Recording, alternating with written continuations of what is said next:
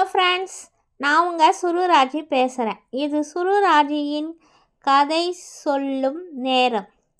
அர்ஜுனனின் தீர்ப்பு என்ற நாவலிருந்து நான் 18 பாகம் சொல்லியிருக்கேன். இது 19ஆம் பாகம்.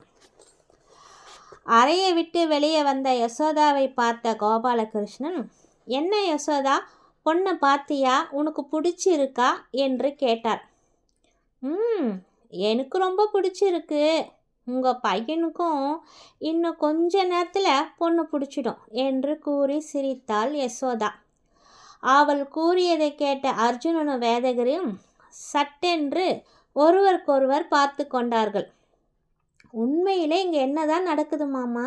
ஒருவேளை நம்ம தான் வீடு மாறி வந்துட்டோமோ என்று அர்ஜுன் வெளியே பார்த்துவிட்டு, இல்லை, இது கண்டிப்பாக அவந்திகாவின் வீடு தான் என்று உறுதி செய்து கொண்டான். அப்போது அவந்திகாவிடம் காப்பியை தந்து அவளை அழைத்து வந்தாள் ஆஷா. அர்ஜுன் அவளை பார்த்ததுமே அதிர்ச்சி அடைந்தான். அவந்திகா கட்டியிருக்கிற புடவை நான் அவளுக்கு ஆசையாக கிஃப்டாக தரணும்னு வாங்கினது. இது எப்படி அவகிட்ட என்று புரியாமல் குழப்பமாக அம்மாவை பார்த்தான். நீதானடா சொன்னேன், இந்த புடவை உன் பொண்டாட்டிக்கு மட்டும்தான், மட்டும்தான் கட்டணும், வேற யாரும் தொடக்கூட கூடாதுன்னு. அதனால தான் நான் முன்னாடியே இந்த புடவையை அவகிட்ட கொடுத்துட்டேன் என்று கூறி சிரித்தாள் யசோதா. அதற்குள் அவந்திகா காஃபியை அனைவருக்கும் அளித்துவிட்டு கடைசியாக அர்ஜுனனிடம் நீட்டினாள். அர்ஜுனனும் காப்பியை வாங்கி கொண்டு அவளிடம், உண்மையிலே இந்த புடவையில் நீ ரொம்ப அழகாக இருக்க அவந்திகா என்று மெதுவாக கூறி கண்ணடித்தான். அவந்திகா என்று அவளின் தந்தை மோகன்குமார் கத்த, பயத்தில் அவந்திகா உள்ளே சென்றாள். ஆஷாவும் பயந்து கொண்டே, நீங்கள் ரொம்ப கோவப்படாதீங்க, ஏற்கனவே உங்களுக்கு நெஞ்சு வலி வேற என்று பதட்டப்பட்டாள். அவரும் நெஞ்சை பிடித்து இருமி கொண்டே, போங்க எல்லாரும் வீட்டை விட்டு வெளியில் போங்க என்று கத்தினார். ஏன், என்ன காரணம் என்று அர்ஜுன் கேட்க, இதை பாருங்க தம்பி, நீங்கள் போலீஸ்காரராக இருக்கலாம், ஆனால் அதுக்கெல்லாம் நாங்கள் பயப்பட மாட்டோம். என் பொண்ணை உங்களுக்கு கட்டித்தர விருப்பம் இல்லை. தயவு செஞ்சு நீங்கள் என் பொண்ணை மறந்துடுங்க என்று கையை எடுத்து கும்பிட்டார் மோகன்குமார். யசோதாவும், ஏன் சார் இப்படி சொல்கிறீங்க? எப்படியும் உங்கள் பொண்ணுக்கு ஒரு கல்யாணம் பண்ண தான் போகிறீங்க. அது இப்போவே என் பையனுக்கு உங்கள் பொண்ணை கட்டி கொடுத்துடுங்க. வரதட்சணையாக நீங்கள் ஒரு பைசாவும் தர வேணாம். கட்டின புடவையோடு உங்கள் பொண்ணை எங்கள் வீட்டுக்கு அனுப்பினாலே போதும்.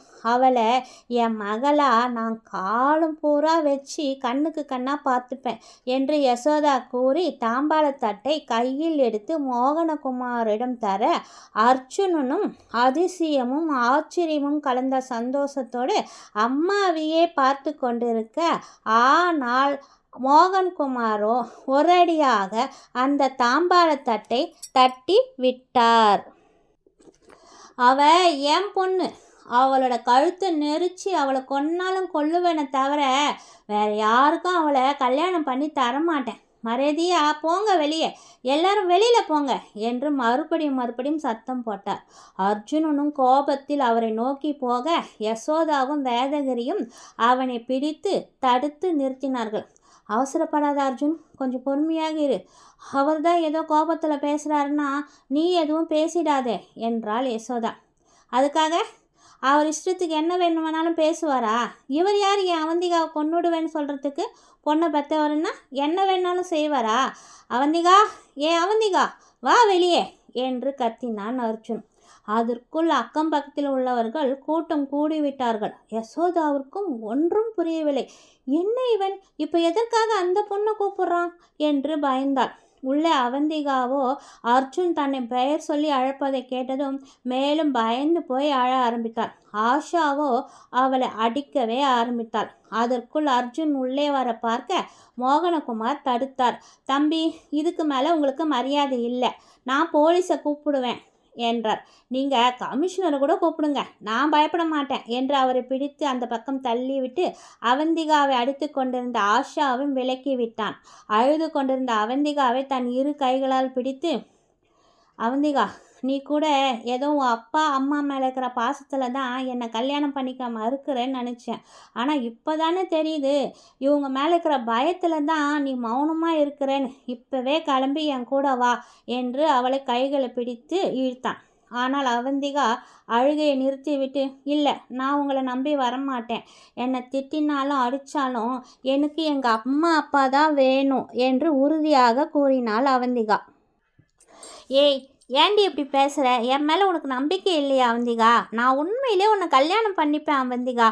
உன் மேலே நான் உயிரே வச்சுருக்கேன். வா, என் கூட வா என்று மறுபடியும் அவளின் கையை பிடித்து இழுத்தான் அர்ஜுன். போதும், இனிமேல் நீங்கள் எதுவும் பேச வேணாம். எனக்கு உங்களை பிடிக்கல. போங்க, இங்கிருந்து வெளியில் போங்க என்று கத்தினாள் அவந்திகா. என்னாச்சு உனக்கு? ஏன் இப்படியெல்லாம் பேசுகிற?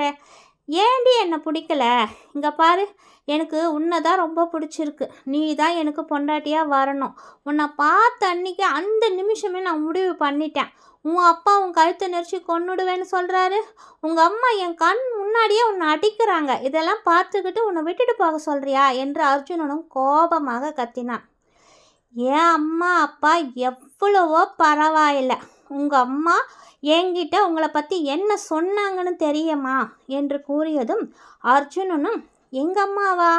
திரும்பி யசோதாவை பார்த்து கொண்டே, எங்கள் அம்மா உங்ககிட்ட என்ன சொன்னாங்க என்று கேட்க, எந்த அம்மாவும் தான் பையனை பற்றி இவ்வளோ பெருமையாக சொல்ல மாட்டாங்க. அவங்க என்ன சொன்னாங்கன்னு உங்களுக்கு தெரியுமா? இங்கே பாரு அவந்திகா, உன் பின்னாடி சுற்றுற என் பையனை நம்பாத. இப்படி தான் கல்யாணம் பண்ணிக்கிறேன்னு சொல்லுவான். என் உயிரே நீ தான் சொல்லிட்டு வயிற்றில் ஒரு குழந்தைய கொடுத்துட்டு கடைசியில் நீ யாருன்னே எனக்கு தெரியாதுன்னு சொல்லிட்டு போய்கிட்டே இருப்பான் அப்படின்னு உங்கள் அம்மா தான் உங்களை பற்றி பெருமையாக என்கிட்ட சொன்னாங்க என்று மறுபடியும் அழுத்தம் திருத்தமாக கூறினாள் அவந்திகா. அதிர்ச்சியில் அர்ஜுன் அப்படியே திகைத்து நின்றான். இப்போ நீங்களே உங்கள் வீட்டில் இருக்கிறவங்கள அழைச்சிக்கிட்டு வெளியே போகிறீங்களா, இல்லை இன்னும் நான் உங்களை அசிங்கப்படுத்தி அனுப்பணுமா என்று கூறி அவந்திகாவே பார்த்து கொண்டிருந்த அர்ஜுனனை கோபாலகிருஷ்ணனும் வேதகிரியும் பிடித்து இழுத்து கொண்டு வெளியே சென்றார்கள். யசோதாவும் அவந்திகாவை பார்த்து அழுது கொண்டே வெளியே சென்றாள். பின்னர் அவந்திகா அப்படியே வாழை மூடி அழுது கொண்டே கீழே அமர்ந்தாள். மோகனகுமார் உஷாவும் அதற்கு மேல் அவந்திகாவிடம் எதுவும் பேசவில்லை. வீட்டுக்கு வந்த அர்ஜுனனும் தனக்கு வந்த மொத்த கோபத்தையும் வீட்டில் இருந்த பொருட்களின் மீது காட்டினான். அனைத்தையும் உடைத்து நொறுக்க ஆரம்பித்தான். வேதகிரியும் அப்பாவும் தடுத்தும் கூட, தன் கையில் அடிபட்டு ரத்தம் வந்தும் கூட அர்ஜுனனின் கோபம் அடங்கவில்லை. கையில் கிடைத்த பொருட்களை எல்லாம் தூக்கி தூக்கி வீசி எறிந்து உடைத்தான். யசோதாவும் அழுது கொண்டே, அர்ஜுன், ஏண்டா இப்படி பண்ணுற என்றாள். என் கோபத்தை எல்லாம் உங்கள் மேலே காட்ட முடியல, அதனால தான் இப்படி பண்ணுறேன் என்று கத்தினான் அர்ஜுன். டேய், நான் சொல்கிறத கேளுடா. நான் உன்னை பற்றி அந்த பொண்ணுக்கிட்ட எதுவுமே சொல்லலடா. அவள் பின்னாடி வேற ஏதோ ஒரு பொறுக்கி பையன் சுற்றுறான்னு நினச்சிதான் அப்படின்னு அவள் சொல்லி முடிக்கிறதுக்குள்ள அர்ஜுன் அவளிடம் திரும்பி, அதுக்காக உங்களால் எவ்வளோ என்னை பற்றி கீழ்த்தரமாக சொல்ல முடியுமோ அவ்வளோ கேவலமாக அவகிட்ட சொல்லி இருக்கீங்க. ஏற்கனவே என்னை பார்த்தாலே 10 அடி தள்ளி நின்று பேசுகிறவ அவ. இப்போ சுத்தமாக அவளை என் பக்கத்துலேயே வர முடியாத அளவுக்கு பண்ணிட்டீங்க. உங்களை யார் அவகிட்ட போய் பேச சொன்னது? நீங்கள் எதுக்காக எப்போ அவளை பார்த்து பேசுனீங்க? ஒருவேளை ரூமுக்குள்ளே போனீங்களே அப்போ தான் என்னை பற்றி பேசுனீங்களா? அவந்திகா, நீங்கள் பார்க்க போன பொண்ணு இல்லைன்னு தெரிஞ்சதுனால தான் இப்படி என்னை பற்றி அவகிட்ட இவ்வளோ கேவலமாக சொன்னீங்களா? ஏம்மா இப்படி செஞ்சீங்க? அப்போது அவளோட அப்பா கிட்ட நீங்கள் பேசுனதெல்லாம் பொய்யா? ஏன் இப்படி பண்ணீங்க என்று கூறி அழ ஆரம்பித்தான் அர்ஜுன். யசோதாவும் அவன் அருகில் வந்து அவனை அணைத்து கொண்டே, இல்லைடா, நான் ரூமில் போய் அவகிட்ட எதுவுமே சொல்லலை, ஆனால் இப்போ உங்ககிட்ட எல்லாத்தையும் நான் சொல்கிறேன்டா என்று கூறி அவந்திகாவை முதலில் பார்த்ததிலிருந்து ஆசிரமத்தில் பேசி அவளிடம் அட்ரஸ் வாங்கி கொண்டு அறைக்குள் சென்று அவந்திகாவிடம் அந்த புடவையை கட்டிக்கிட்டு வா என்று கூறியது வரைக்கும் அனைத்தையும் சொன்னாள். ஆனால் சத்தியமாக சொல்கிறேன்டா, அவள் பின்னாடி நீ தான் சுத்துறன்னு எனக்கு தெரியாதுடா. நீ ஏன்டா இதை முதல்ல என்கிட்ட சொல்லலை என்று யசோதாவும் அழுதாள்.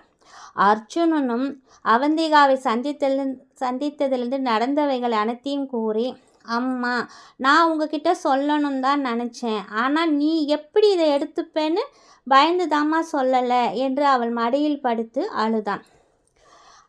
யசோதா, அர்ஜுன், இப்போ நமக்கு பிரச்சனை அவந்திகாவோட அப்பா அம்மா இல்லை, அந்த பொண்ணு அவந்திகா தான். அர்ஜுன், உனக்கு அந்த பொண்ணு தான் வேணும்னா அவளோட சம்மதம் கிடைக்கிற வரைக்கும் கொஞ்சம் பொறுமையாக இரு. யசோதா, நீயும் அந்த பொண்ணு தான் உனக்கு மருமகளாக வரணும்னு நினச்சேன்னா கொஞ்ச நாள் அமைதியாக இரு. அப்புறமா இந்த விஷயத்தை பற்றி நம்ம பேசி பார்த்துக்கலாம்.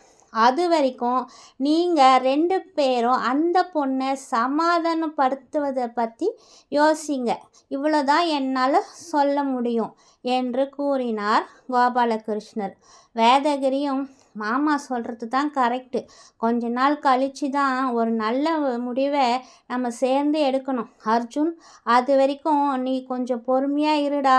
அவந்திகாவை பார்த்து அப்புறமா ஒரு நாள் நிதானமாக எல்லாத்தையும் பேசு, எல்லாமே சரியாயிடும் என்று வேதகிரியும் தன் பங்குக்கு கூறினார். ஓகே ஃப்ரெண்ட்ஸ், இது என்னுடைய 19ஆம் பாகம் இத்துடன் முடிவடைந்தது. மீண்டும் அடுத்த பாகத்தில் உங்களை சந்திக்கும் வரை உங்களிடம் விடைபெறுவது உங்கள் சுருராஜ். இது சுருராஜியின் கதை சொல்லும் நேரம். கேளுங்க கேட்டுக்கிட்டே இருங்க சுருராஜியின் கதைகளை. பாய்.